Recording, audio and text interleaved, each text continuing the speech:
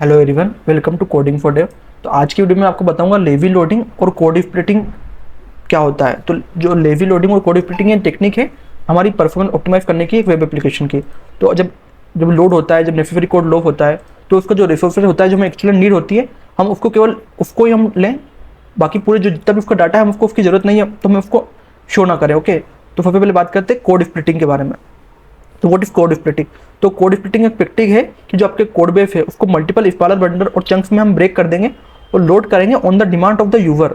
तो instead of हम पूरा जैसे अगर हमारे पास बंडल है तो पूरे बंडल की जगह हम उसको स्मॉल पोर्ट में पार्ट्स में हम उसको यूजर को शो करेंगे। जैसे हम पहले उसका होम शो करेंगे, फिर उसका डैशबोर्ड, फिर अबाउट, उसकी रिक्वायरमेंट के हिसाब से हम उसका कोड उसको शो करेंगे। तो इसका बेनिफिट क्या है कि फास्टर इनिशियल पेज लोड। जब इनिशियल पेज लोड होगा तो इनिशियल उसका क्या होगा, फास्ट होगा, और ये क्या मेमोरी यूसेज को रिड्यूस करेगा। ओके, और इसकी जो परफॉर्मेंस है, जब फ्लो नेटवर्क आएगा डिवाइस में, जब इंटरनेट फ्लो आएगा तो इसकी परफॉर्मेंस क्या इन्हांस होगी।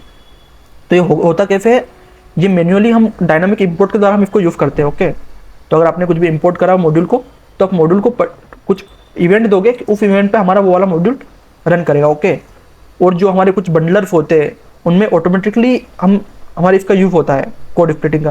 जैसे वेब पैक में हम इंपोर्ट के द्वारा कर सकते हैं, डायनामिक इंपोर्ट के द्वारा। वीट और पर्पल में भी हम इसका यूज़ कर सकते हैं। ओके, अब बात करते हैं लेजी लोडिंग के बारे में। जो लेवी लोडिंग होती है इसका रेफर है मतलब delaying the loading of non critical resources like image, script और कंपोनेंट्स। जो कि हमारा सिंपल पेज है उसमें जो जो होता है पर्टिकुलर जो इमेजेस क्रिटिकल होती है, इमेजेस, स्क्रिप्ट, इनको बाद में लोड करें, पहले हमारा पेज लोड कर दे। ये जो हमारा रन टाइम पे जो कोड रन करेगा, जब इसकी नीड होगी तब वो लोड होगा। इसको आप ऐसे बोल सकते हो, जब हमारे रन टाइम बिहेवियर पे जब कोड और रिसोर्स लोड होगा तो जो हमारे को इनिशियली इंपॉर्टेंट कंपोनेंट चाहिए वो पहले लोड होंगे। इससे का बेनिफिट क्या होगा कि हमारा जो इनिशियल लोड टाइम है वो रिड्यूस होगा।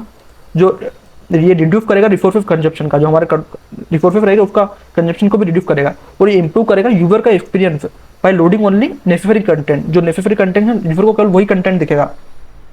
और सबसे बेस्ट प्रैक्टिस है कि आप लेवी लोडिंग और कोड स्प्लिटिंग दोनों का यूज़ करो।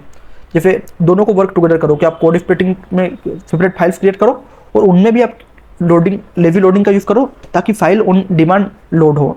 तो अगर मैं आपको इसका एग्जांपल एक कोड बताता हूँ, तो आपने जैसे रिएक्ट डॉट लेवी का यूज़ करा और सस्पेंड का यूज़ करा, तो आपने इंपोर्ट करा सस्पेंड को रिएक्ट से। आपने इसमें जब आपका जो कंपोनेंट है आपने उसमें क्या करा, रिएक्ट डॉट लेजी का यूज़ करा। उसके बाद आपने उसको इंपोर्ट करा अबाउट से। ओके, तो आपने इसमें सस्पेंड कर दिया फॉलबैक लोडिंग।